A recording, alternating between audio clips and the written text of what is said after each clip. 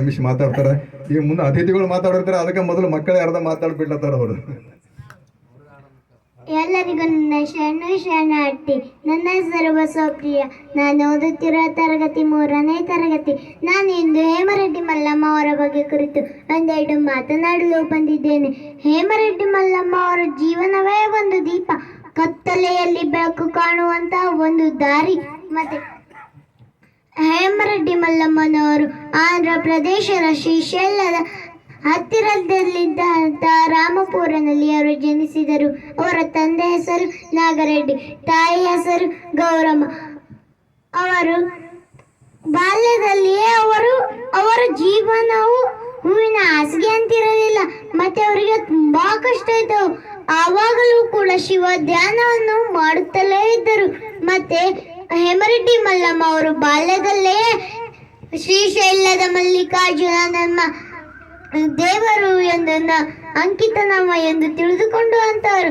ಮತ್ತೆ ಹೇಮರೆಡ್ಡಿ ಮಲ್ಲಮ್ಮನವರು ತಮ್ಮ ಇಡೀ ಹೃದಯವೇ ಶಿವನಲ್ಲಿ ಲೀನವಾಗಿ ಇಟ್ಟುಕೊಂಡಿದ್ದವರು.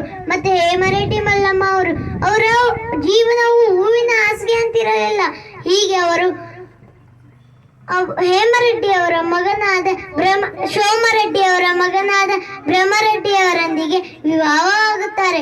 ನಂತರ ಅವರ ಅತ್ತೆ ನೆಗಣಿಯರ ಕಾಟ ಕೊಡುತ್ತಿದ್ದರು. ಅವರು ಮನುಷ್ಯಗೆ ಏನೂ ಹಚ್ಚಿಕೊಳ್ಳಲಿಲ್ಲ, ಶಿವಧ್ಯಾನಲ್ಲೇ ಲೀನೆಯಾಗುತ್ತಿದ್ದರು. ಮತ್ತೆ ಕಾಡಿಗೆ ಹಸುಗಳನ್ನು ಮೇಯಿಸಲು ಹೋದಾಗ ಒಂದು ಕಣದಲ್ಲಿಯೂ ಕೂಡ ಶಿವ ಧ್ಯಾನವನ್ನು ಮಾಡುವುದು ನಿಲ್ಲಿಸಲಿಲ್ಲ. ಅಂತಹ ಮಹಾನ್ ಹೇಮರೆಡ್ಡಿ ಮಲ್ಲಮ್ಮ ಅವರು.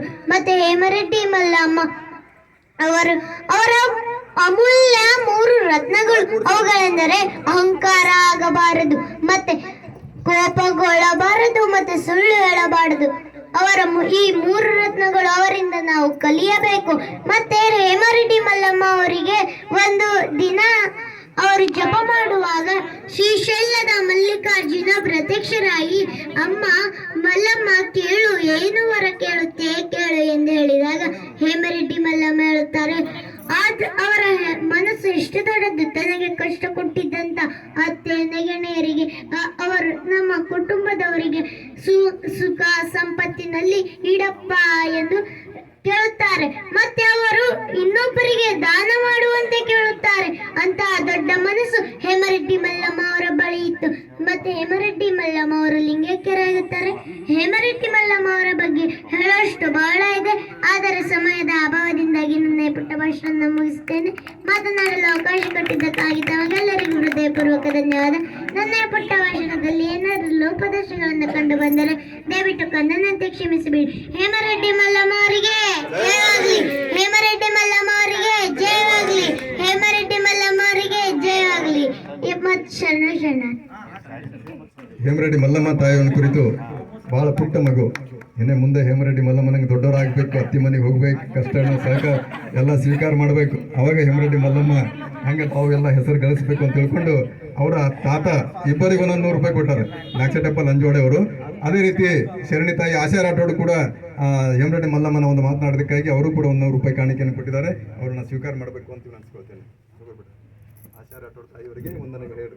ಇಬ್ಬರು ಒಂದೊಂದು ರೂಪಾಯಿ ಕೊಡ್ತಾರೆ. ಕಾಣಿಕೆ ನೀಡಿದವರಿಗೆ ಧನ್ಯವಾದಗಳು. ಪುಟ್ಟ ಮಕ್ಕಳಿಗೆ ತುಂಬಾ ಧನ್ಯವಾದಗಳು.